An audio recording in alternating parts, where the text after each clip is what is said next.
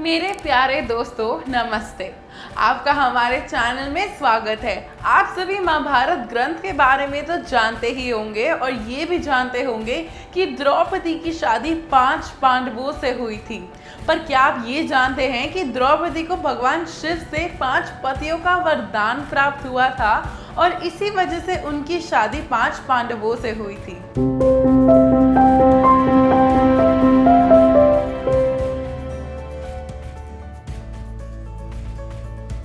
आज हम इस वीडियो के माध्यम से जानेंगे कि कैसे उनकी शादी 5 पांडवों से हुई और कैसे उनका वैवाहिक जीवन सकुशल चलता रहा। पहले जान लेते हैं कि द्रौपदी का जन्म कैसे हुआ था। एक समय की बात है, महाराजा द्रुपद पुत्र प्राप्ति की कामना लेकर कमलाशी नामक राज्य पहुंचे।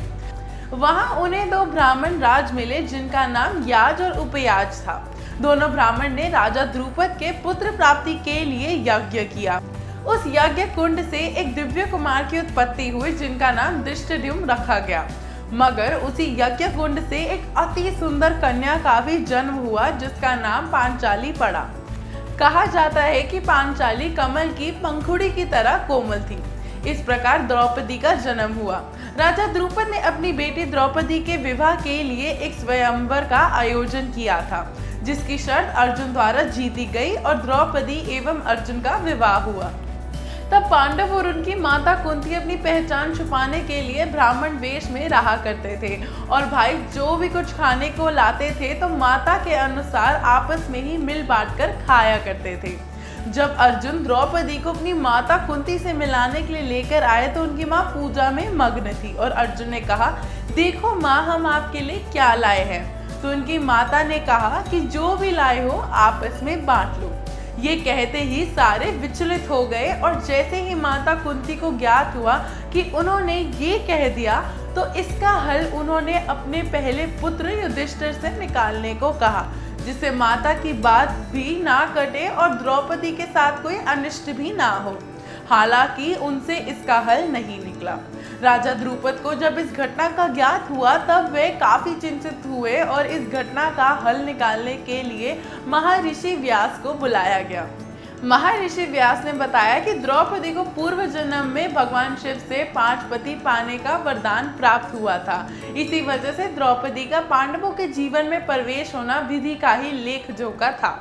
व्यास के बहुत समझाने के बाद राजा द्रुपद द्रौपदी की शादी 5 पांडवों से करवाने को राजी हो गए। द्रौपदी का विवाह पहले युधिष्ठिर से हुआ और द्रौपदी ने उनके साथ उस रात अपना पत्नी धर्म निभाया। फिर अगले दिन उनकी शादी भीम से हुई और उन्होंने भीम के साथ अपना पत्नी धर्म निभाया।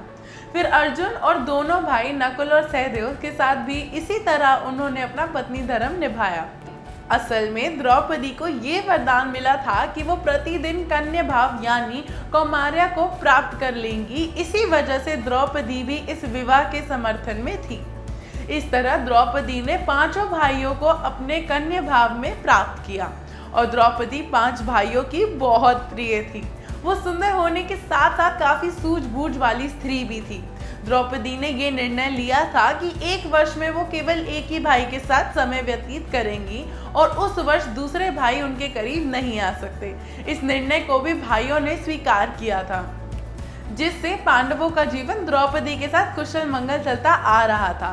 तो ये थी द्रौपदी और पांडवों के वैवाहिक जीवन की कहानी। ऐसे ही ग्रंथों से जुड़ी रोचक कथाएं जानने के लिए देखते रहिए हमारा चैनल। आपसे मिलेंगे किसी और वीडियो में, तब तक के लिए धन्यवाद।